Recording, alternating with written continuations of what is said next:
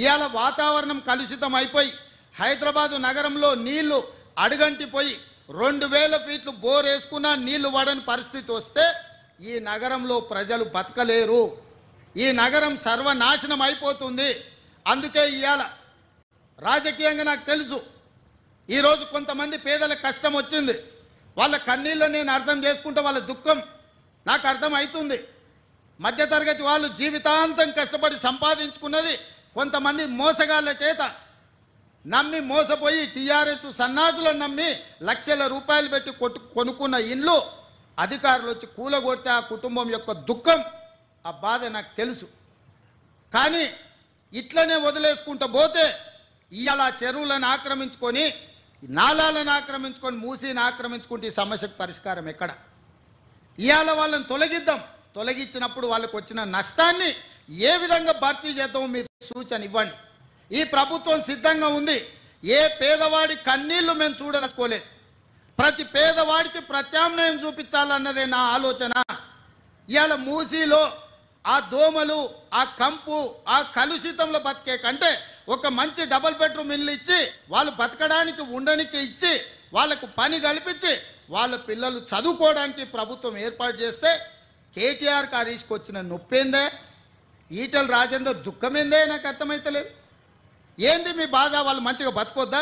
వాళ్ళు ఎప్పటికీ పేదోళ్ళలాగానే ఉండాలి, మూసీళ్ళే ఉండాలి. వాళ్ళ పేదరికం చూపించి వాళ్ళ దగ్గర ఓట్లు వేసుకొని మీరు ఎమ్మెల్యేలు ఎంపీలు కావాలనా? వాళ్ళు మంచిగా బతకొద్దా? వాళ్ళు మంచిగా బతుకుతే వాళ్ళ పిల్లలు చదువుకుంటే మీ దొరతనాన్ని ప్రశ్నిస్తారని చెప్పి ఈరోజు మీరు అడ్డం పడుతున్నారా? అదేవిధంగా బఫర్ జోన్లు ఉన్నోళ్ళను మీలాంటి మోసగాళ్ళు వాళ్ళకి అమ్ముతే వాళ్ళకి ఏ నష్టపరిహారం ఇద్దామో చెప్పండి. ప్రభుత్వం గొట్టుపోలే, ప్రభుత్వం మొత్తం దివాలా తీయలే. నువ్వు 7 లక్షల కోట్ల రూపాయలు అప్పు చేసినా ఈ ప్రభుత్వానికి చిత్తశుద్ధి ఉంది. ప్రభుత్వం నిధులు తెద్దాం, తెచ్చి వాళ్ళని ఆదుకుందాం. ఏ విధంగా వాళ్ళను తొలగించడం ద్వారా వాళ్ళకి న్యాయం చేద్దామో చెప్పండి. చెరువులలో ఉన్న ఎఫ్టీఎల్ తొలగించాల్సిందే, బఫర్ జోన్ అక్రమ నిర్మాణాలు తొలగించాల్సిందే, కాలువలలో నాలాల ఆక్రమణలు తొలగించాల్సిందే, మూసీలో ఉన్న అక్రమ నిర్మాణాల నుంచి బెడ్లో మూసి రివర్ బెడ్లో ఉన్న పేదల ఇల్లు తొలగించాల్సిందే, బఫర్ జోన్లు ఉన్నాయి తొలగించాల్సిందే. తొలగించేటప్పుడు వాళ్ళకి ఏ విధంగా ఆదుకోవాలనో ప్రభుత్వం ప్రణాళిక చేస్తుంది. మీ దగ్గర ఏమన్నా సూచన ఉంటే చెప్పండి. మొదటి ప్రణాళిక మూసి రివర్ బెడ్లు ఉన్న వాళ్ళకి డబుల్ బెడ్రూమ్ ఇల్లు ఇచ్చి తవ్వకర్సులకు కూడా 25,000 రూపాయలు ఇస్తున్నాం. ఎప్పుడన్నా మీరు ఆలోచన చేసిందా పేదోనికి ఇల్లు ఇవ్వాలి, పేదోని ఆత్మగౌరవంతో బతికేటట్టు చూడాలని? ఈ పనులు చేసేటప్పుడు పేదలకు వచ్చింది బాధ, నాకు కూడా బాధ ఉంది, నాకు కూడా చాలా బాధ అనిపించింది సోషల్ మీడియాలో, లేకపోతే కొంతమంది వాళ్ళ బాధ వెలుబుచ్చుతున్నప్పుడు. కానీ వాళ్ళని ఆదుకుందాం. ఏ విధంగా ఆదుకుందాం మీరు చెప్పండి, ప్రత్యామ్నాయం చెప్పండి. మీరు ప్రతిపక్షాలు అంటున్నారు కదా, 10 ఏళ్ళు పాలించడం అంటున్నారు కదా, పరిపాలన అనుభవం ఉంది అంటున్నారు కదా, మీ 10 ఏళ్ల పరిపాలన దోపిడీకే పనికొస్తుందా? ప్రజలకు పేదలకు సంక్షేమం అమలు చేయడానికి పనికిరాదా? రాజేందర్ గారు నరేంద్ర మోడీ గారిని అడగండి, ఈ పేదలను ఎట్లా ఆదుకుందామో నిధులు తెద్దాం. మాకేం అభ్యంతరం లేదు. పిలువు మీ కిషన్ రెడ్డిని, బండి సంజయ్ గారిని, నువ్వే లీడ్ చేయి, నువ్వే ముందుండు, మేము నీ వెనకాల నించుంటాం. 10 ఏళ్ళు మంత్రిగా చేసినావు కదా రాజేందర్ గారు, రాష్ట్రంలో నీకు అనుభవం ఉంది కదా, ఈరోజు ఎంపీ కదా, మీ నాయకుడు నరేంద్ర మోడీ ప్రధానమంత్రిగా ఉన్నాడు కదా, నువ్వే మా ముందోరసలు నిలబడి మేము మీ వెనకాల ఉంటాం. నా మొత్తం మంత్రివర్గాన్ని తీసుకొని వెనకాల వస్తాం. మోడీ దగ్గర పోదాంపా, ఓ 25,000 కోట్ల రూపాయలు ఇప్పి. ఎవరు వద్దన్నారు? లేదు. ప్రభుత్వం ఏం చేయాలనో చెప్పు. ఇల్లు లేని పేదవాడికి ఇల్లు ఇవ్వడం నేరమా? వాళ్ళ పిల్లలకు చదువు చెప్పించడం నేరమా? వాళ్ళ ఇల్లు తరలించడానికి 25,000 రూపాయలు వాళ్ళకి తోవకర్సులకు ఇవ్వడం నేరమా? అవి చేస్తుంటే మీరు ఎందుకు అడ్డం పడుతున్నారు? బఫర్ జోన్లు ఉన్న వాళ్ళకి కూడా ఒకవేళ 2 అంతస్తులు ఇల్లు ఉంటే వాళ్ళ నష్టపరిహారం ఏం చేద్దామో చెప్పండి. మీరు వాళ్ళని తొలగించొద్దు. వాళ్ళ జీవితాలు ఎప్పుడు మూసిల్నే ఉండాలి, ఆ మురికిలోనే మునిగిపోవాలి, ఆ మురుగులోనే చచ్చిపోవాలనా? కింద నల్లగొండ జిల్లా ఎల్బీ నగరు, మహేశ్వరము, ఇబ్రాహీంపట్నము, మునుగోడు, తుంగతుర్తి, నకరేకల్లు, భువనగిరి, ఆలేరు ఇవన్నీ మూసీ ప్రాజెక్టు కింద 40,000 ఎకరాల ఆయకట్టు ఉంది.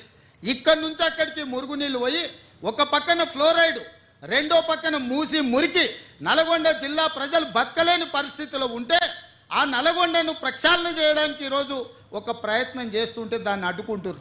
రేపు పొద్దుగాల ఏ మోకం పెట్టుకొని నల్గొండలు తిరుగుతావు కేటీఆర్? నువ్వు నల్గొండల కాలు పెట్టు, ఈరోజు భువనగిరో ఆలేరో నకరేకల్లో పోయిరాపో ఒకసారి పోయి వస్తే నీకు హరీష్ రావుకి అక్కడ ఏముందో పరిస్థితి తెలుస్తుంది.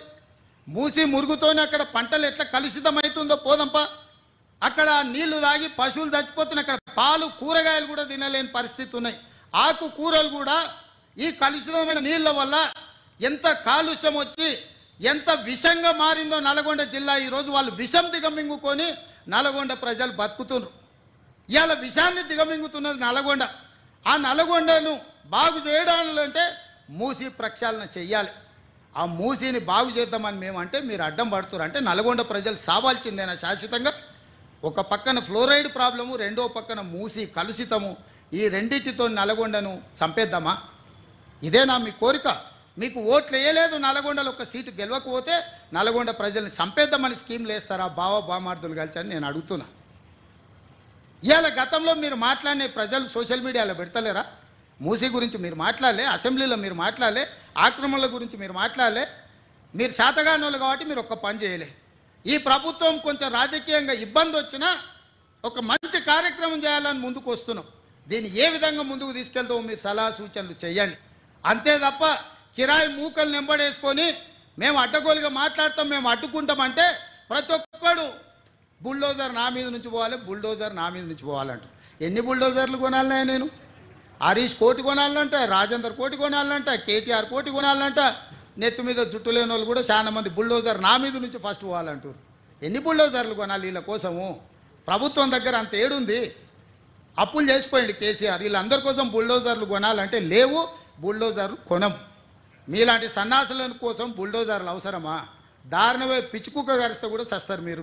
మీ గురించి నేను ఆలోచన